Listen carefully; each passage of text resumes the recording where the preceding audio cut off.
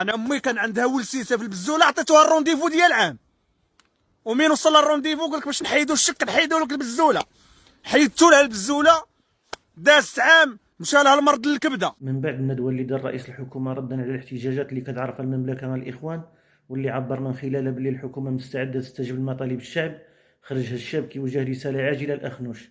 أجي ونسمعوا شنو قال الإخوان. رساله الى عزيز اخنوش، من شاب عانى الويلات ومات امه ومات باه وغادر ارض الوطن الى بلاد المهجر اللي لقى فيها جميع الحقوق اللي كان تيحلم بهم في المغرب.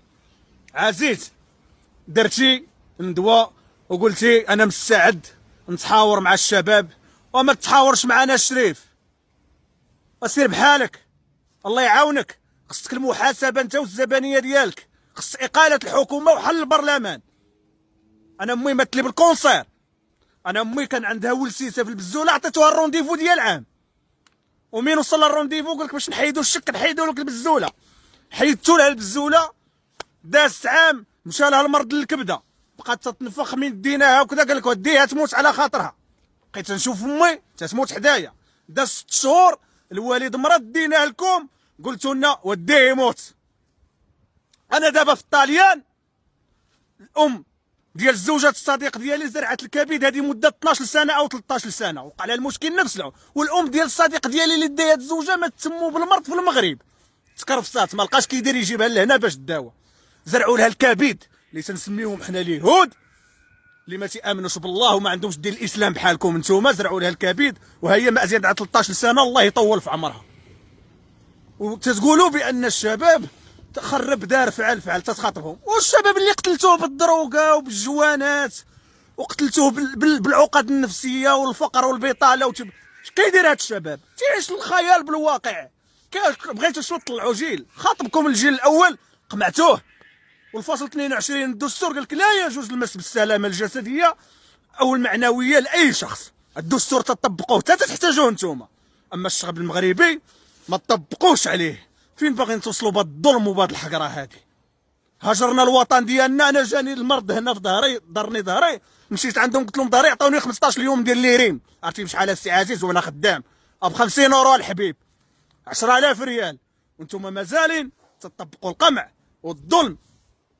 انسان خارج تيقول لك عاش الملك تتصوتوه تتبقاو عليه بالعصا، نتوما ما تحترموش. اما الشعب نهار اللي احتاجيتوه في الحوث خرج الشعب، بنادم تيشد 1500 درهم هز البيدو ديال الزيت والطحين وجاي يعاون خوتو، ونهار الشعب احتاج الدوله عطات لمو على شي يقلب. الناس تيستنجدوا دائما بملك البلاد، هو الحبل الوحيد اللي مازال تيربطهم بداك الوطن.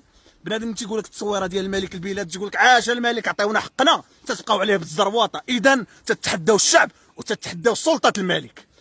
ومين تتشوفوا بنادم تيخرج عليه يهضر على حقه تتبقاو عاش الملك الوطن لا لفتنا لا لفتنا. انتم اكبر مخربين وانتم اكبر خوانه للوطن، اقسم بالله العلي العظيم.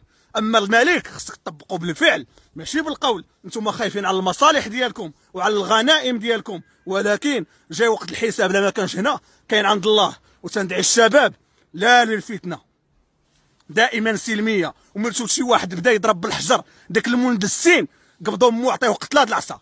دائما السلميه، دائما السلميه، وتنوصيو بالسلميه. وهاد الاستحقاقات الاخوان راه خص التصويت. بنادم اللي تيبيع ب 200 درهم وتيخلي خوتو عام عندك تنساو هاد الشيء. والدينا ماتوا، ثم تتكرفسوا. الفقر، البطاله، التهميش. زيدوا شباب اكاديمي ومثقف، زيدوا الناس اللي حامله الشواهد، ماشي بنادم بالماستر وبنادم بالدكتوراه وتيبيع الديتاي، وواحد ما عندوش عباد الله حتى التاسعه تيمثلنا في قبه البرلمان وما تيديوهاش فينا.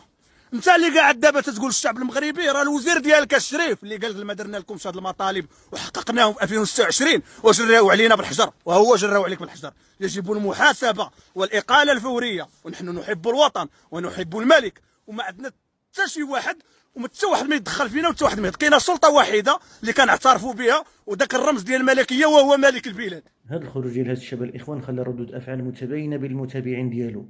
كاين اللي كيتفق معاه وكيقول جا الوقت باش اخنوش يحط سوارته ويمشي بحالو، وكاين اللي كيقول الشعب النهار الاول خرج يطالب بحقه غير في الصحه والتعليم وما خرجش يطالب باستقاله الحكومه. لهذا بلا ما تكبروا كرشكم، وانت بصفتك واحد من هذا الشعب المقهور، واش مع الطرف الاول ولا مع الطرف الثاني يا بن خالتي؟